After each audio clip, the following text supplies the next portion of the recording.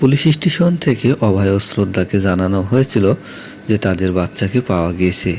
তাই হাসি মুখে শ্রদ্ধা ও অভয় পুলিশ স্টেশনে পৌঁছে তাদের বাচ্চা সম্পর্কে জানতে চায়। শ্রদ্ধা পুলিশ অফিসারকে বললে পুলিশ অফিসার বলে, আপনারা বসুন, আমি আপনাদের বাচ্চাকে নিয়ে আসছি। তারপরে শ্রদ্ধা বাচ্চাকে দেখে বুঝতে পারে যে এটা তাদের বাচ্চা নয়। তখন থানাতে প্রবেশ করে বরুণ সহ অভয়ের বাবা। বাচ্চাকে দেখে কান্নায় ভেঙে পড়ে শ্রদ্ধা এবং অভয়। তারা ভাবে এই বাচ্চা আমাদের নয়, এ বাচ্চা যার তাদের কাছে সঠিকভাবে পৌঁছে দিন।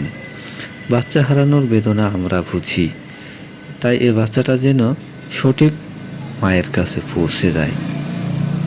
অভয় শ্রদ্ধার কান্না দেখে পুলিশ অফিসার বুঝতে পারে যে তারা কতটা কষ্টে রয়েছে।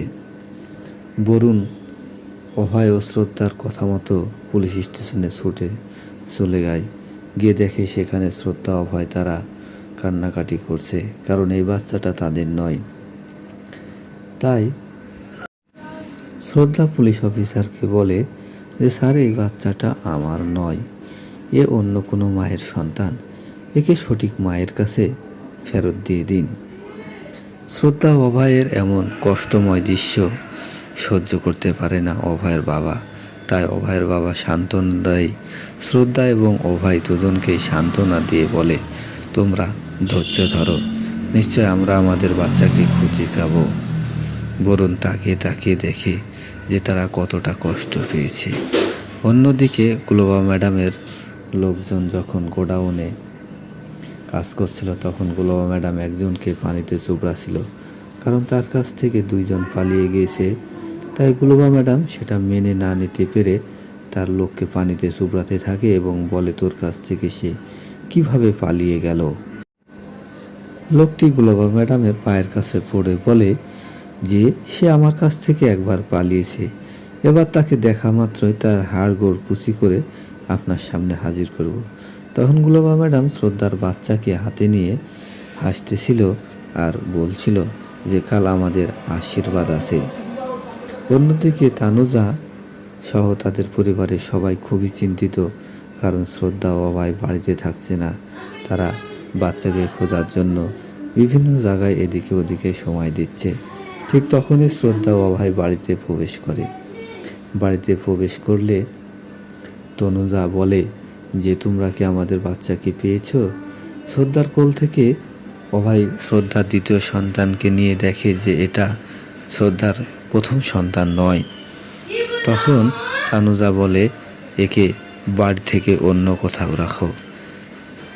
তখন অভয়ও বলে, ঠিকই বলেছ, একে দেখলে আমার সহ্য হয় না, পায়েলের কথা মনে পড়ে, তাই আমাকে দাও, আমি একে বাইরে কোথাও রেখে আসি। কিন্তু এটা তীব্র প্রতিবাদ জানায় শ্রদ্ধা।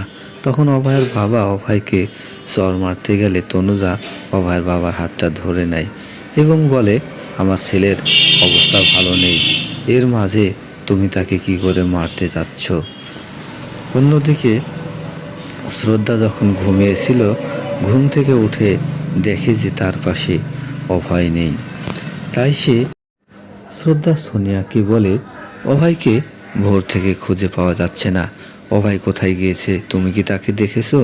সোনিয়া বলে, আমি তো ভোর 5টার সময় উঠেছি, কিন্তু তাকে তো আমি একবারও দেখিনি।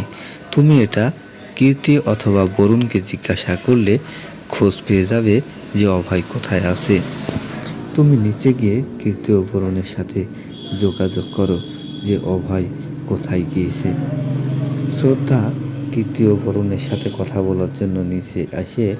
যখন অভয়ের কথা বরুণকে বলতে থাকে যে বরুণ, অভয়কে কোথাও পাওয়া যাচ্ছে না, সে কোথায় রয়েছে, ফোনও ধরছে না, তুমি একটু দেখো তো। তখন বরুণ অভয়কে কল দিলে বলে যে অভয় নিজেকে শেষ করে দিতে চাইছে, আমাদের এখনই যেতে হবে, তাকে বাঁচাতে হবে। তখন অভয়ের বাবা অভয়ের মাকে কিছু টাকা দিয়ে বলে, এগুলো গুছিয়ে রেখেছিলাম, প্রয়োজনে আমাদের কাজে লাগবে বলে, কিন্তু টাকাগুলো এখনই খরচ করতে হচ্ছে, কারণ এখন আমাদের বিপদ। অন্যদিকে শ্রদ্ধা অভয়ের কাছে পৌঁছে যায়। শ্রদ্ধা আর বরুণ মিলে যখন অভয়কে চারিদিকে খুঁজতে থাকে, তারা দেখে অভয় এক জায়গাতে পড়ে থেকে অসহায়ের মতো অবস্থা তার। তার কাছে ছুটে চলে যায় শ্রদ্ধা বরুণকে বলে যে অভয় এখানে আছে। বরুণ আর শ্রদ্ধা অভয়কে গাড়িতে করে নিয়ে চলে আসে। অন্যদিকে তানুজার কাছে টাকাটা দেখে নেয় কীর্তি। কীর্তি বলে, আমি তো আপনাদের কাছে অনেক টাকা পাবো, আমার এখন টাকার প্রয়োজন, এটা আমাকে এখনই দিয়ে দিন। তানুজা কিছুতেই কীর্তিকে দিতে চায় না, কিন্তু কীর্তি জোর করে সেটা নেওয়ার চেষ্টা করলে সবাই তাকে বাধা দেয়, কিন্তু কারো কোনো কথাই শোনে না কীর্তি তানুজার কাছ থেকে টাকাটা নিয়ে নেয়। তখনই অভয় আর শ্রদ্ধা তাদের বাড়িতে প্রবেশ করে।